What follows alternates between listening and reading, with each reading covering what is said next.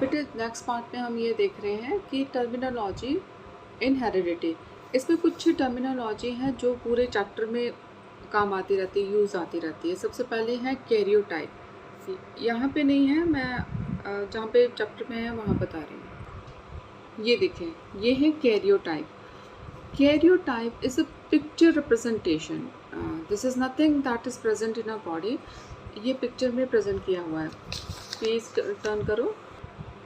Human body में कितने chromosomes होते हैं? 46। ठीक है, मतलब 23 पेयर होते हैं। इसको पिक्चर फॉर्म में जब हम अरेंज करते हैं तो वो होता है कैरियोटाइप।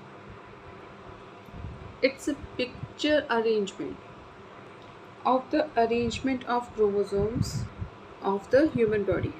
अगर उन 46 क्रोमोसोम्स को अगर यहाँ पे हम अरेंज करते तो यही है हमारा कैरियोटाइप। कैरियोटाइप हमारी बॉडी में नहीं है, मैं दोबारा से बता रही हूँ। ये पिक्टोरियल रिप्रेजेंटेशन है इन एक शीट के ऊपर, पेपर के ऊपर ही है। आपकी बुक में सबसे पहला है factors, genes, physical discrete definite stable bodies that carry characters from parents to offspring. Johnson in 1909 gave the term genes to this factors। ठीक है, तो ये फैक्टर्स तो आप जान ही गए होंगे कि क्या होते हैं। कुछ ऐसे कैरेक्टर जो पेरेंट्स से उनके ऑफस्प्रिंग में जाते हैं तो वो फैक्टर्स होते हैं, जीन्स होते हैं। ये हम पिछले चैप्टर में भी पढ़ते हुए आए हैं। नेक्स्ट है एलीज या allelomorph, the alternative form of genes. जैसे अगर मैं कैपिटल टी और ये स्मॉल टी कर दूँ तो ये ऑल्टरनेटिव फॉर्म ऑफ जीन्स हैं। नेक्स्ट हम बात करते हैं होमोजाइगस। अब देखो, होमोजाइगस पेयर क्या होता है बेटा? जब एलेलिक पेयर आइडेंटिकल हो, जैसे कैपिटल टी या स्मॉल टी, ठीक है, तो फिर वो क्या होते हैं, उस कंडीशन को हम कहते हैं homozygous. Capital T and R, ये सब क्या है कि एक जैसे होने चाहिए। प्योर ब्रीडिंग भी दे रखा है, हो सकता है कभी आपके क्वेश्चन में आ जाए। अब देखो हेट्रोजाइगस, जैसे हेट्रोजाइगस क्या, अगर ये दोनों एक जैसे हैं, आइडेंटिकल हैं, अगर ये अलग हैं तो ये क्या हो जाएंगे? Heterozygous, hybrid. नेक्स्ट है बेटा आपका डोमिनेंट एलीली।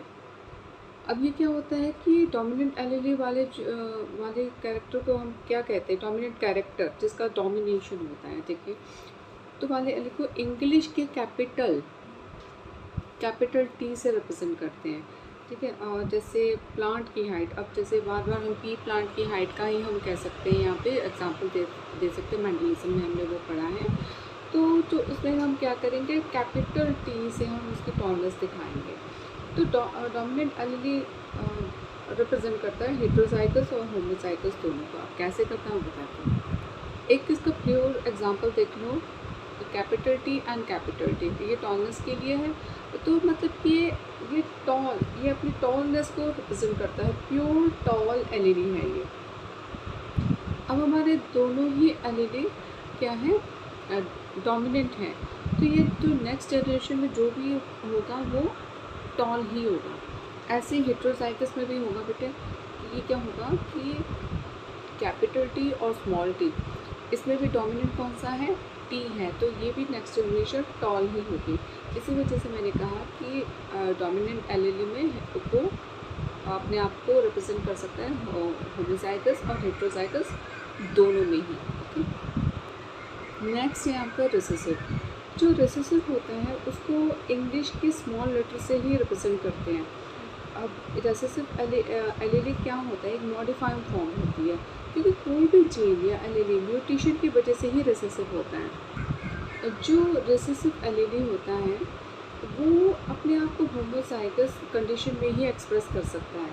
अब मान लीजिए प्लांट की हाइट है, उसके लिए एलीली ये अपना स्मॉल टी और स्मॉल टी शो करता है। मीन्स किसी भी प्लांट की हाइट के लिए उसका जो जिम्मेदार क्रोमोसोम होगा वो स्मॉल टी और स्मॉल टी होगा, जो कि उसकी ड्राफ्टनेस को शो करता है। सॉरी क्रोमोसोम नहीं, उसका जो एलील होगा स्मॉल टी होगा, जो उसके ड्राफ्टनेस को रिप्रेजेंट करेगा। इसमें क्या ये रिसेसिव हो गए। अब मान लो गलती से भी ये कोई कैपिटल टी हो जाए तो ये अपने ड्राफ्टनेस को, ये फिर डोमिनेंट हो जाएगा, जो हमने पहले पढ़ा ना, तो फिर अपने ड्राफ्टनेस को वो नहीं कर पाएगा और ये क्या हो जाएगा, हेट्रोजाइगस। इसी वजह से ये होमोजाइगस में ही अपने आप को रिप्रेजेंट कर पाते हैं रिसेसिव। नेक्स्ट है अपना जीनोटाइप। तो किसी ऑर्गेनिज्म के जेनेटिक कॉम्पोजिशन को ही उसका जीनोटाइप कहते हैं। जैसे कि किसी एक प्योर टॉल प्लांट का जीनोटाइप होता है कैपिटल टी, दोनों ही कैपिटल टी। और उसी तरह प्योर ड्राफ्ट प्लांट का होता है small T and small T. और इसके साथ ही जीनोटाइप को हम बाहर से नहीं देख सकते, ओके। और तो जीनोटाइप के थ्रू ही किसी ऑर्गेनिज्म का फिनोटाइप डिसाइड होता है। अब नेक्स्ट अपना फिनोटाइप ही है।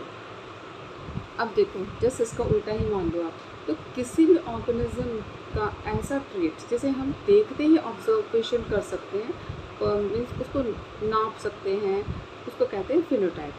अब जैसे फॉर एग्जांपल किसी भी प्लांट का टॉल होना उसका फिनोटाइप है, जैसे उसको हम बाहर से भी देख के बता सकते हैं। तो इधर आइए F1 जो 11th नंबर है, इनको भी अभी करते हैं। F1 क्या है, फर्स्ट फिलियल जनरेशन। अब इसको हम ऐसे समझ सकते हैं कि F1 क्या होता है, किसी के दो प्रकार के जेनोटाइप या एलील के बीच जब हम क्रॉस करवाते हैं तो क्या होता है कि तो फर्स्ट जनरेशन में जो रिज़ल्ट मिलता है उसे कहते हैं F1। जैसे ये मम्मी पापा हैं, ओके, उनके अगर हम बच्चे हैं, ठीक है, तो हम उनके F1 हैं।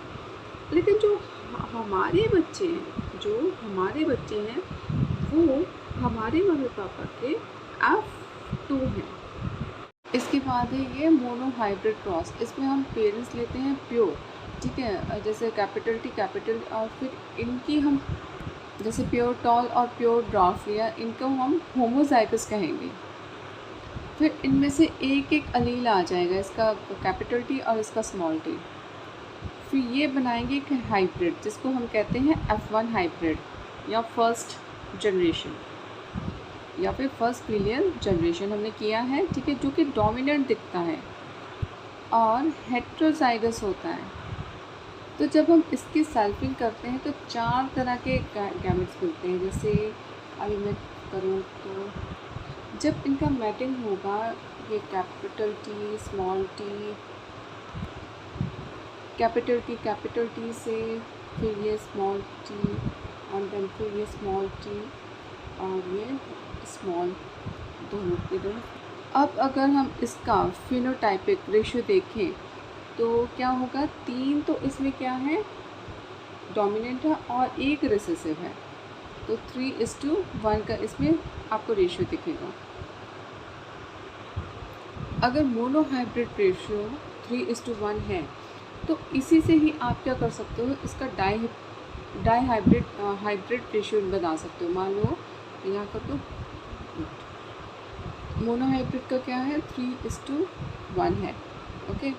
तो हम इसको अगर स्क्वायर में ले लें, ठीक है, तो 3:1 एंड 3:1, 3:1, तो ये हो जाएगा 9। अगर हम इसको मल्टीप्लाई करेंगे एक दूसरे से तो ये हो जाएगा ना 9:3, और फिर ये आपस में ये होगा, ये इससे होगा, फिर ये इससे होगा, देन फिर ये इससे एंड देन ये इससे, ठीक है। तो ओके, 9:3:3:1, ये इसका देखो the kind of ratio obtain by crossing of 2 traits. आपको इसका रेशियो अगर टर्मिनोलॉजी एग्जाम में आ जाती है तो आपको लर्न करने में ये इजी रहेगा, अगर आपको मोनोहाइब्रिड रेशियो याद है तो कोई बड़ी बात नहीं है, बहुत सिंपल है। तो बेटा यही हम समझा रहे थे, ओके।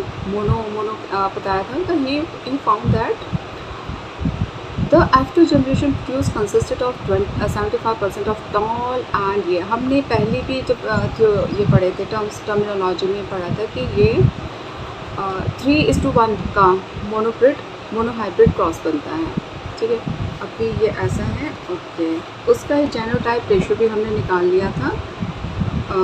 तो जेनोटाइप रेशियो इसका है 1:2:1। वो इस टेबल को हम समझ के कर सकते हैं।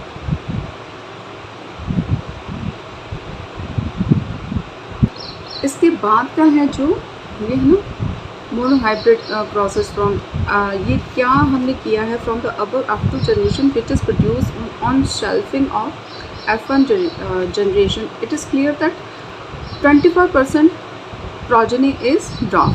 ठीक है, इसी चीज़ को एक्सप्लेन करके यहाँ लिखा गया है। ठीक है, these dwarf plants are possible from F1 tall plants only if, अब 3 कंडीशंस बताई हुई हैं, वो करिएगा। जो जीन्स होते हैं ड्राफ्टनेस के या फिर टॉलनेस के, ये अलग अलग हो जाते हैं मोनोहाइब्रिड में। ठीक, gene for tall does not blend or influence the gene for darkness when present simultaneously। ये एक दूसरे को वो नहीं करते, प्रभावित नहीं करते, छेड़छाड़ नहीं करते, मतलब तो कुछ असर नहीं डालते एक दूसरे पे, वो दोनों जस्ट कंबाइन हो जाते हैं। Phenotypically dominant individual may be homozygous capital T or heterozygous, but recessive plants are always homozygous, that is small t for that character। homozygous plant क्या होते हैं हमेशा ही, homozygous क्या होते हैं हमेशा स्मॉल टी कैरेक्टर ये ही होते हैं। तो अगले लॉ पे जाने से पहले मुझे याद आया हमारा म्यूटेशन रह गया था यहाँ पे, टर्मिनोलॉजी है ना, ये होता है सडन चेंज। इसका एग्जांपल से हम समझते हैं कि अभी हम इलेक्ट्रिसिटी पे इतना डिपेंड हो गए हैं कि बिना बिजली के हम रह नहीं सकते। 2 दिन तक अगर हमारी लाइट नहीं आए तो हमारे सारे काम रुक जाएंगे। लेकिन अगर हम अब 50 साल पीछे जाएं तो वहाँ पे लाइट की इतनी इम्पोर्टेंस नहीं हुआ करती थी। ओके, हमारे फोरफादर्स को ना तो एसी की ज़रूरत थी, ना तो मोबाइल चार्ज करने की ज़रूरत थी, ओके, ना ही फ़ैन चलाने की ज़रूरत थी। तो वहाँ पे ये थी कि सडन चेंज अब आया है। अब देखिए, मान लीजिए इसका एग्जांपल दे रखा है albinism, total loss of skin pigment. मान लो कि किसी जीन, जैसे हमारी जो स्किन पिगमेंट है, अचानक ही सडन चेंज आ गया, पता नहीं कौन से फूड फादर से के थ्रू ही हमारे जीन्स में ये प्रॉब्लम आई है। ठीक है, तो वो कि सडन चेंज, अभी हमारे मम्मी पापा पे भी नहीं है स्किन पिगमेंट, जो होती है ना कि लॉस ऑफ पिगमेंटेशन, इससे वाइट हो जाती है कहीं की स्किन, छोटे छोटे बच्चों की हो जाती है, वो प्रॉब्लम होती है, वो एक डिसीज ही हो जाता है एक तरह का, वो भी जीन्स के थ्रू ही ट्रेवल करता हुआ हम में आता है। तो ये सडन चेंज हो गया है। ओके, म्यूटेशन सडन चेंज को कहते हैं। लॉ ऑफ सेग्रेगेशन, बेटा मैं एक दोबारा बात बताती हूँ कि जब हाइब्रिड यूनियन हो रहा है तो दोनों मेंबर उस एलील के साथ तो रहेंगे, लेकिन एक दूसरे को बिल्कुल ऑल्टर नहीं करेंगे, बिल्कुल चेंज नहीं करेंगे। लेकिन जब सेपरेट, तो प्योर गैमेट्स की तरह सेपरेट हो जाएंगे, तो उसी को हम बोलते हैं लॉ ऑफ सेग्रीगेशन। वापस से बता रही हूँ, जैसे ये कैपिटल टी और ये यहाँ से स्मॉल टी आ गया, तो ये हाइब्रिड हो गया। ओके, ये तो हाइब्रिड यूनियन हो गया। और ये क्या है, ये हो गए मेंबर्स, किसके मेंबर हैं, एलिलिक पेयर के। और जब फर्दर ये सेपरेट होगा तो ये एक प्योर गैमेट की तरह सेपरेट होगा, एक दूसरे को ऑल्टर नहीं करेंगे, बिल्कुल परेशान नहीं करेंगे। थोड़े से रियल टाइम एग्जांपल से करें कि एक अच्छा बच्चा है और एक गंदा बच्चा है। ठीक है, अब दोनों ही अगर साथ में आए तो अच्छा बच्चा गंदे बच्चे को सुधारने की कोशिश नहीं करेगा, और जो गंदा बच्चा है अच्छे बच्चे को बिगाड़ने की कोशिश नहीं करेगा। और फर्दर जब ये सेपरेट होंगे तो अच्छा बच्चा अच्छा बन के ही निकलेगा और गंदा बच्चा गंदा बन के ही निकलेगा। अब इसको प्योरिटी ऑफ गैमेट्स क्यों कहते हैं? हमारे पास एक है X और एक है Y। ये मतलब प्योरिटी है कि हाँ, अगर X और Y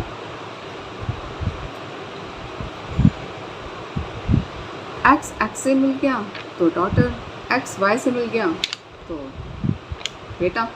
ठीक है, तो ये एक दूसरे को छेड़ते नहीं, अपना काम करते रहते हैं। कभी एग्ज़ाम में पूछा गया तो आप इसको ये मोनोहाइब्रिड सेग्रेशन से आप इसको एक्सप्लेन कर सकते हो। इसको लर्न ज़रूर कर लेना बेटा, ये this is the most important things. Third है लॉ ऑफ इंडिपेंडेंट असॉर्टमेंट। अब इंडिपेंडेंट का मतलब समझिए कि इंडिपेंडेंट, मैं किसी पे डिपेंडेंट नहीं हूँ, मैं इंडिपेंडेंट हूँ, मैं सारे काम मैं खुद कर सकता हूँ।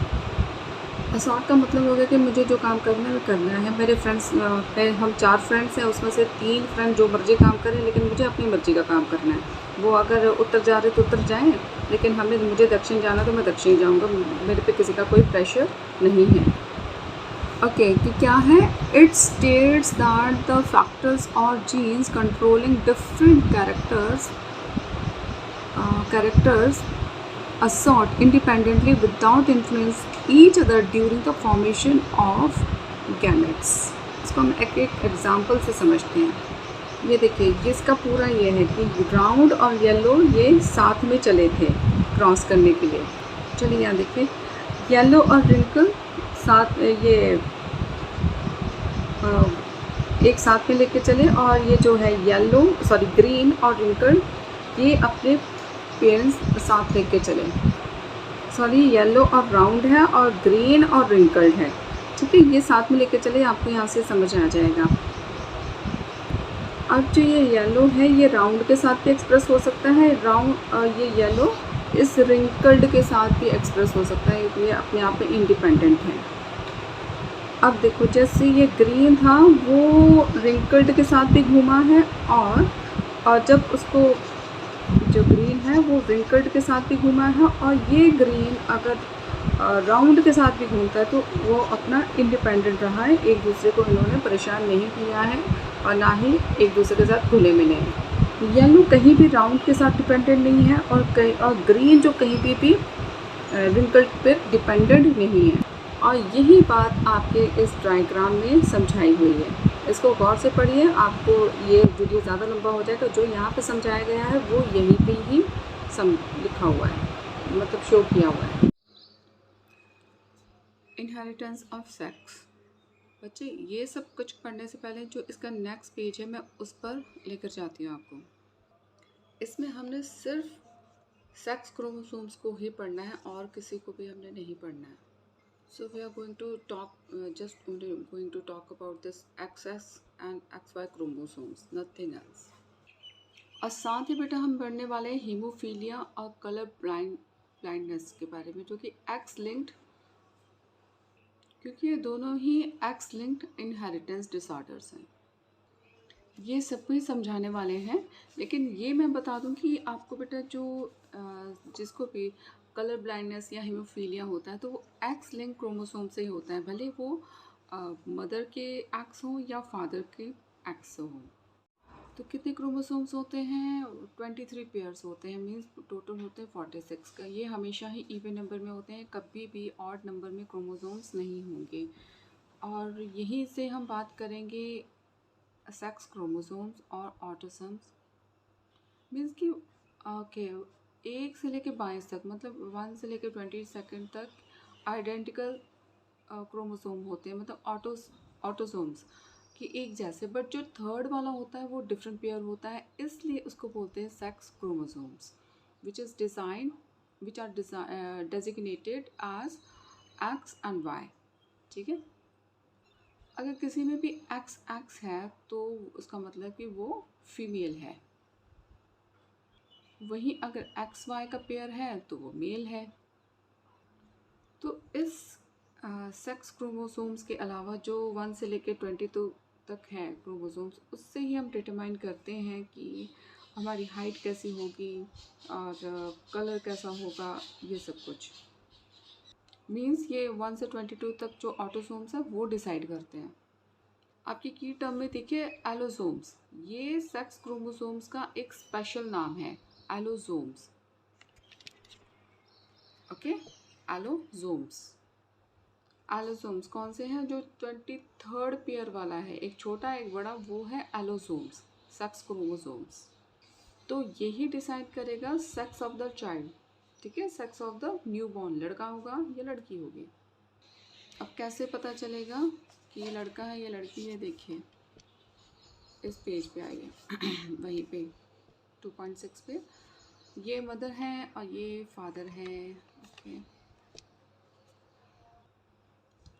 फादर के पास एक्स क्रोमोसोम है, वाई क्रोमोसोम है और मदर के पास दोनों ही सिमिलर है, मीन्स दोनों ही एक्स है। मदर का एक्स क्रोमोसोम आया, फादर का भी एक्स क्रोमोसोम आया, तो क्या हो गया, डॉटर हो गई। यहाँ पे मदर से एक्स आया और फादर से अगर वाई आया है तो क्या हुआ, डिसिमिलर हो गए और सन हो गया। तो ये बेटा 50% होता है, हाफ हाफ चांसेस होते हैं कि अगर कोई ये कहता है कि बेटी होने के लिए ज़िम्मेदार सिर्फ माँ है, तो आई एम सॉरी, ऐसा तो है ही नहीं। अब आप खुद ही देख सकते हैं। तो दोनों के ही जन्म लेने की हाफ हाफ पॉसिबिलिटी है। कभी भी माँ जिम्मेदार नहीं होती है बेटी होने का या बेटा होने के लिए। तो ये एक्स वाई जो भी है वो कौन दे रहा है, ये स्पर्म दे रहा है। स्पर्म ही एग को फर्टाइल करेगा। ओके, ये हम पहले भी एक चैप्टर में पढ़ चुके हैं। उसी से डिसाइड होगा कि बेटा होगा या बेटी होगी। ये क्रोमोसोम स्पर्म के थ्रू ही आता है। तो एग में क्या है, जिसको फर्टाइल किया गया है, उसमें सिर्फ एक्स क्रोमोसोम्स ही हैं।